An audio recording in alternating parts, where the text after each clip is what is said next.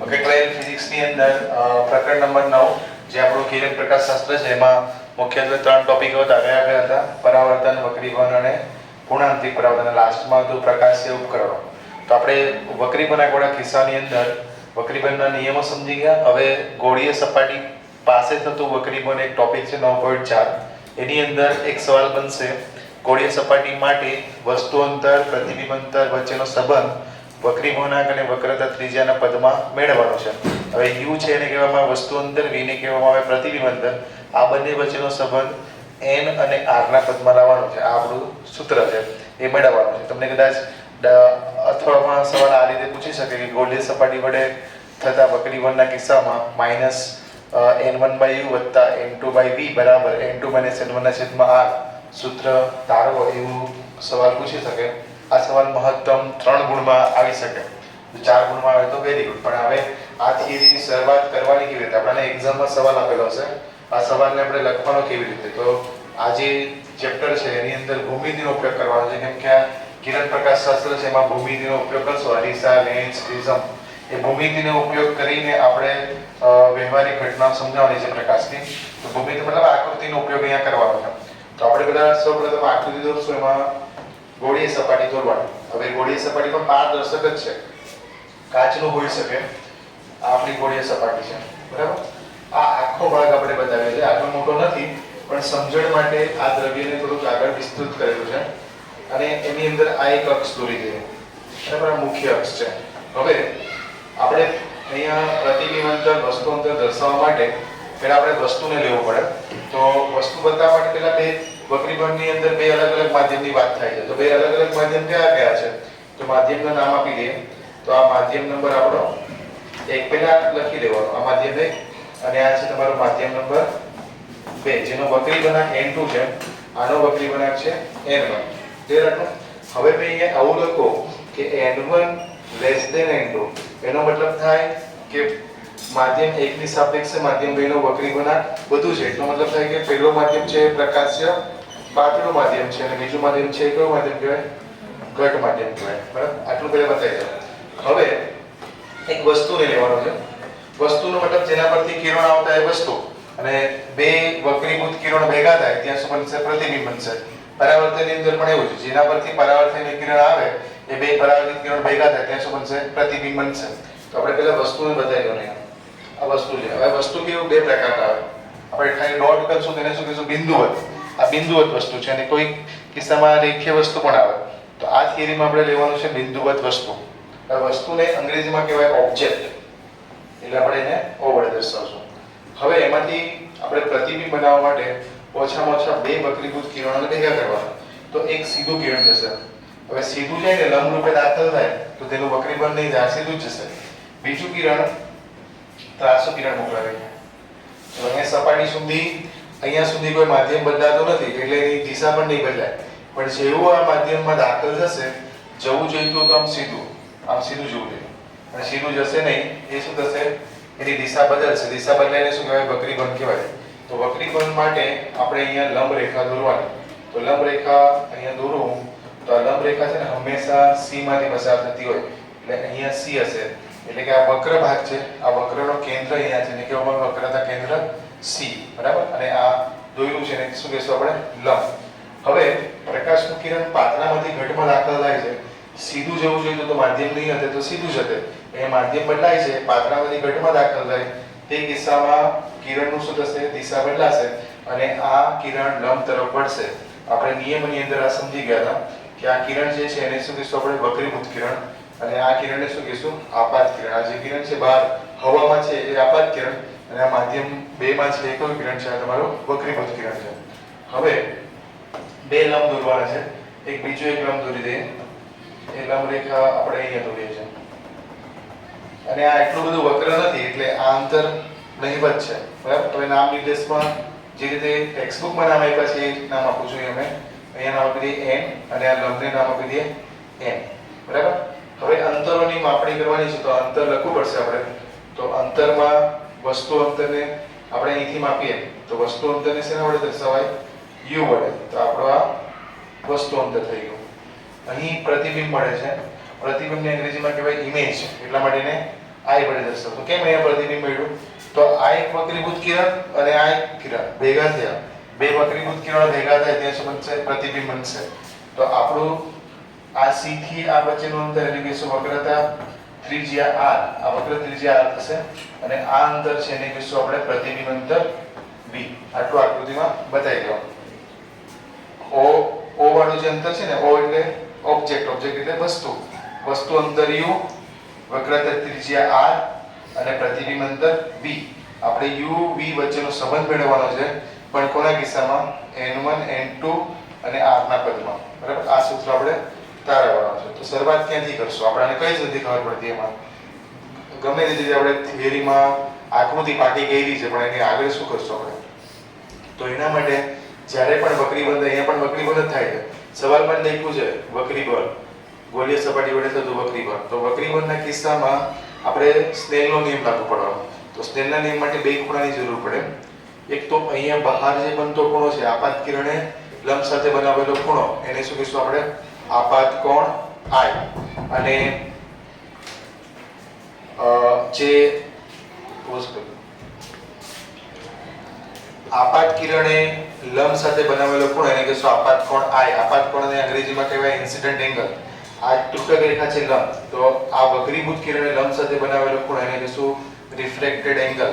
કેમ કે વક્રીભવનને કહેવાય રિફ્રેક્શન, એટલે રિફ્રેક્ટેડ એંગલને શું છે આપણે દર્શાવવાનો? r વડે. હવે બીજા ખૂણા જે આ મુખ્ય અક્ષ છે એની સાથે ખૂણા ધારી લેવાના. તો આપાત કિરણ મુખ્ય અક્ષ સાથે બનાવેલો ખૂણો એટલે નામ આપી દઉં આલ્ફા.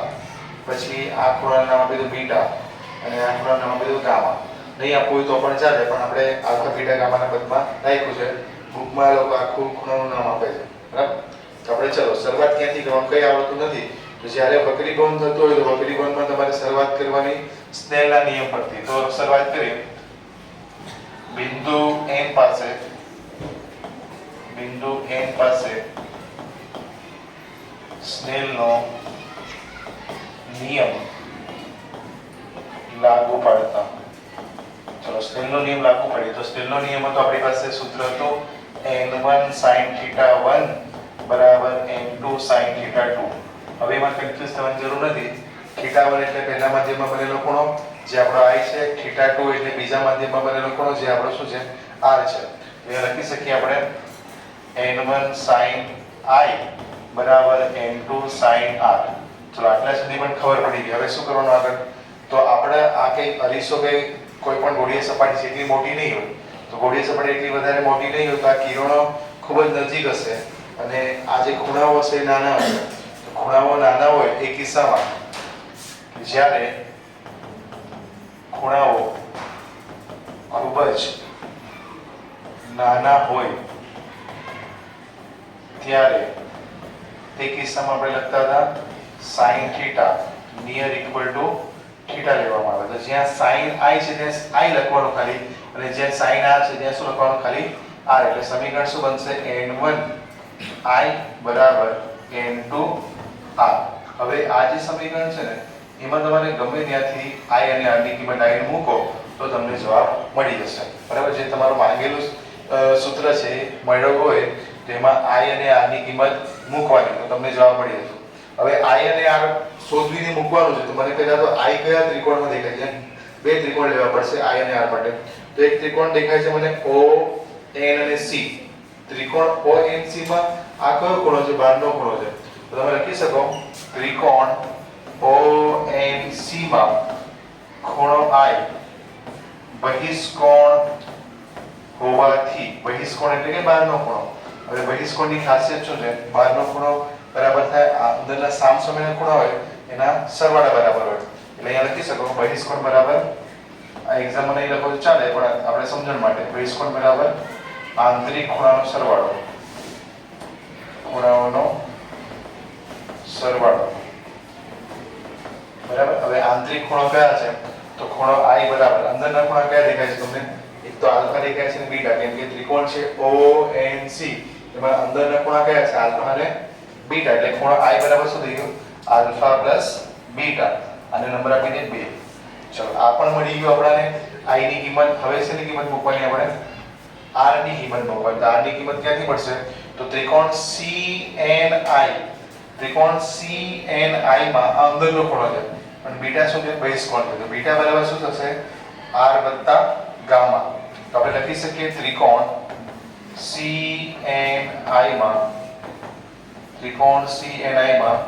બીટા બરાબર r પ્લસ ગામા. કેમ કે ત્રિકોણ CNI માં બીટા બહિષ્કોણ છે.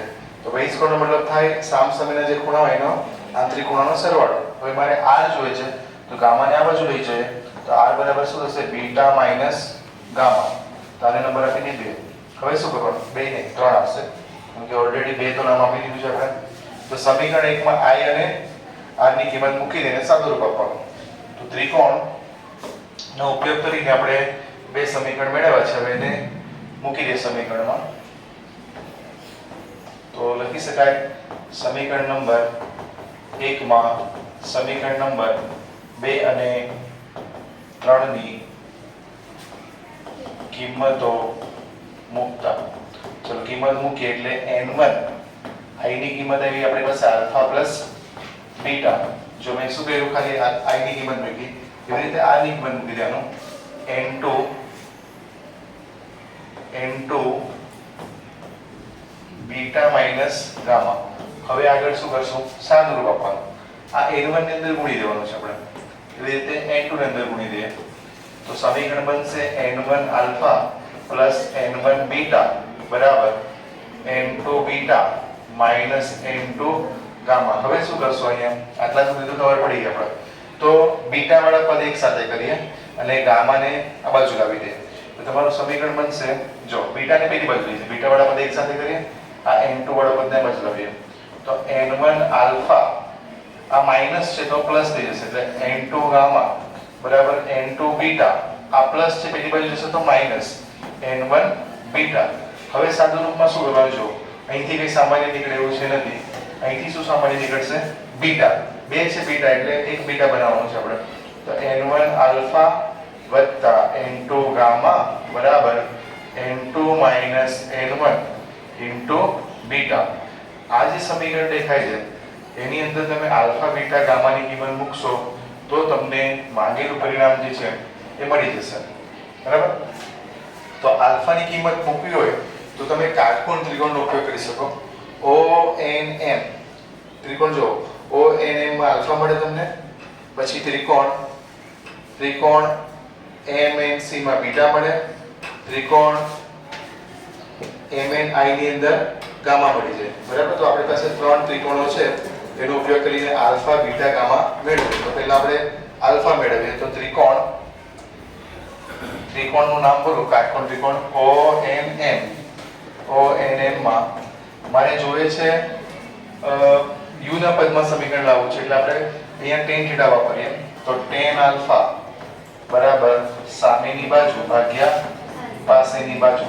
તો tan આલ્ફા સામેની બાજુ તમને દેખાય છે nm પાસેની બાજુ દેખાય છે તમને om અને om છે ને એ કોના બરાબર છે u બરાબર છે. તો tan આલ્ફા છે નામાં લખાઈ ગયું છે અહીંયા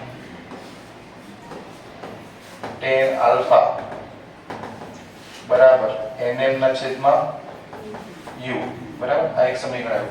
હવે ફરીથી પેલી કન્ડિશન કે જ્યારે ખૂણાઓ ખૂબ જ નાના હોય તો sin θ બરાબર આપણે θ લેતા તે રીતે tan θ બરાબર પણ θ લઈ શકાય. એટલે નેક્સ્ટ પેજ પર જઈએ તો તમે લખી શકો ત્યાં કે જ્યારે ખૂણાઓ ખૂબ જ નાના હોય ત્યારે tan θ બરાબર θ લઈ શકાય. એટલે તમારું જે tan આલ્ફા છે ત્યાં તમે આલ્ફા બરાબર લખી શકો nm ના છેદમાં u અને નંબર આપી દઈએ આપણે 5. તેવી રીતે તમારે યુનિક આલ્ફાની કિંમત મળી તેવી રીતે આપણે એમાં બીટાની કિંમત અને ગામાની કિંમત શોધવાની. તો બીટાની કિંમત શોધવા માટે ત્રિકોણ NMC માં પાછું tan θ વાપરવાનું. તો ત્રિકોણ NMC માં શું વાપરવાનું છે tan બીટા. તો tan બીટા બરાબર tan θ બરાબર થાય સામેની બાજુ ભાગ્યા પાસેની બાજુ. તો ચલો tan બીટા બરાબર સામેની બાજુ તમને દેખાશે આ ખૂણો છે એની સામેની બાજુ છે nm અને પાસેની બાજુ છે mc. તો લખી શકીએ nm ના છેદમાં MC અને MC બરાબર શું દેખાય છે જો MC બરાબર દેખાય છે R તો મૂકી દઈએ કિંમત tan બીટા બરાબર nm ના છેદમાં R હવે તેની કન્ડિશન કે tan બીટા બરાબર બીટા લઈ શકાય કે ખૂણા નાના છે એટલા માટે તો બીટા બરાબર nm ના છેદમાં R આ તમારું સમીકરણ નંબર થઈ ગયું 6 હવે એક કિંમત હજુ બાકી રહી કઈ કિંમત બાકી રહી ગામા ની કિંમત બાકી રહી તો ગામા માટે ત્રિકોણ લેવાનું છે nmi બરાબર nmi માં આપણે મૂકી દઈએ તો ત્રિકોણ nmi માં તમે વાપરી શકો એમાં tan ગામા તો tan ગામા બરાબર સામેની બાજુ ભાગ્યા પાસેની બાજુ તો tan ગામા બરાબર સામેની બાજુ તો nm જ રહેવાની છે પાસેની બાજુ છે તે mi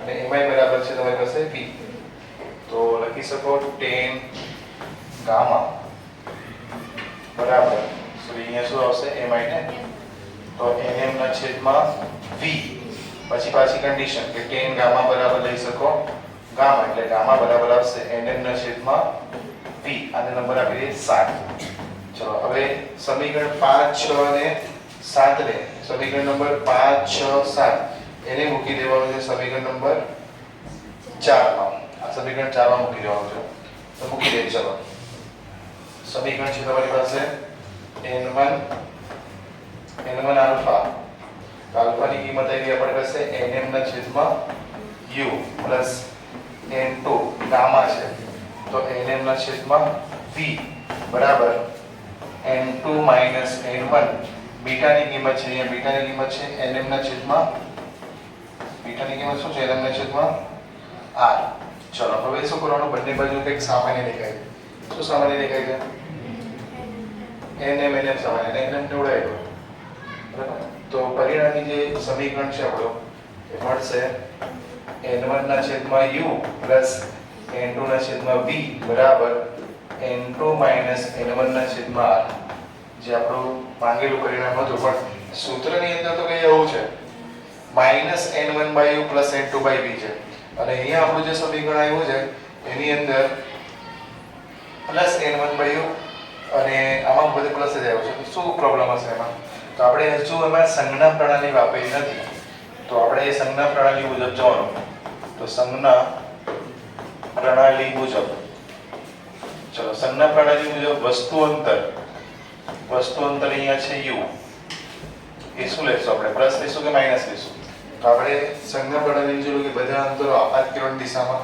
હોય તો પ્લસ લેવાના આપાત કિરણ વિરુદ્ધ દિશામાં હોય તો માઈનસ એટલે આ સામે છે આપાત કિરણ વિરુદ્ધ દિશામાં u અપાય છે એટલે u તમારું શું લેશું આપણે માઈનસ બરાબર પછી પ્રતિબિંબ અંતર તો પ્રતિબિંબ અંતર v એ શું લેશું પ્લસ કે માઈનસ જો આપાત કિરણની દિશામાં જ માપીએ છે એટલે એને શું લેશું આપણે પ્લસ એટલે અહીંયા પ્લસ v લેવાનું અને વક્રતા ત્રિજ્યા એને શું લેશું આપણે તો એ પણ પ્લસ આવશે કેમ કે આપાત કિરણોની દિશામાં જ છે જો આપાત કિરણ દિશામાં જ વક્રતા ત્રિજ્યા પાછળ છે એટલા માટે આપણે આ સમીકરણમાં ખાલી u ની જગ્યા પર માઈનસ મૂકવાનું એટલે સમીકરણ બનશે n1/-u પ્લસ n2/v બરાબર n2 n1 ના છેદમાં r એટલે જે તમારું માંગેલું સમીકરણ હતું ને એ જ આવી ગયું એટલે -n1/u પ્લસ n2/v બરાબર n2 n1 ના છેદમાં r આ તમારું માંગેલું પરિણામ છે બરાબર તો આ સંબંધ આવ્યો આપણી પાસે વસ્તુ અંતર પ્રતિબિંબ અંતર વચ્ચેનો સંબંધ વક્રતા ત્રિજ્યા અને વક્રી ભગ્નાંકના પદમાં ઓકે 3 ગુણનો અગત્યનો સવાલ છે નોંધી દો